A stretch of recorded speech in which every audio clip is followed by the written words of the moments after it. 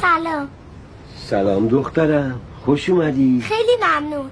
ببخشید میشه از این شکلاتتون بهم بدی؟ چرا نمیشه دخترم؟ چقدر میخوایی؟ اینقدر. باش.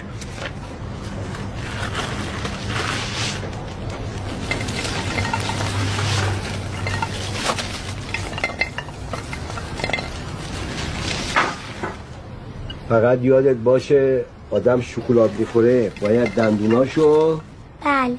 بشوره. بیا اینم شکلات خوشمزه برای دختر گلم. بفرمایید. خیلی ممنون.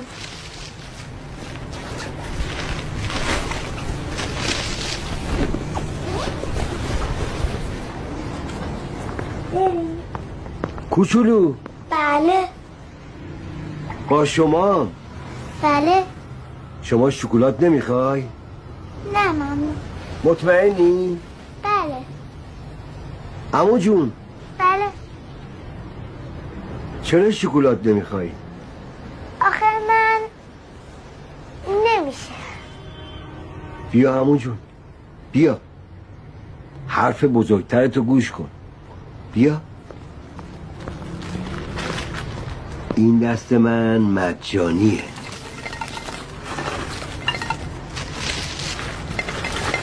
اینم شکلات خوشمزه اندازه دوستت. بیا عزیزم. دستتون در نکن. بیا این دوتا شکلات هم بگیر. دستتون در نکن. بیا این. نه خودم دارم. بیا ولی من میخوام.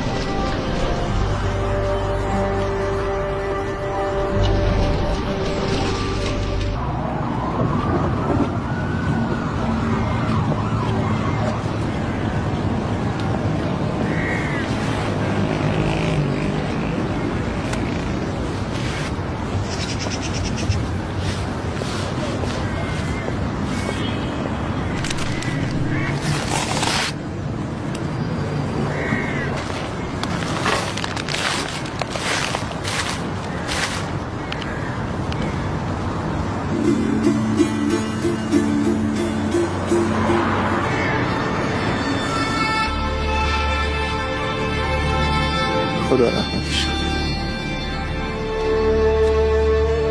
الله رحمت دسته.